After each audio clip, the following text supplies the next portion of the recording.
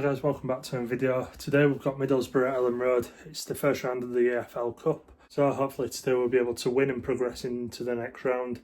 The draw is also tonight's draft after our game, so we will see straight away who we get if we do go through. Middlesbrough beat Swansea in the league on Saturday, whereas us drawing 3-0 with Portsmouth, which it showed we can score goals, but it also showed we can concede goals. So it'll be interesting to see what team Fark plays today, whether it'll be a full strength team as he has said that he wants to do well in the Cups, or whether he'll rest a few players for that big game against West Brom on Saturday. Middlesbrough strikers Latte Laff, who scored twice against us last season away, and obviously they've got Luke Ayling. My score prediction for tonight's game is a 3-2 win for Leeds.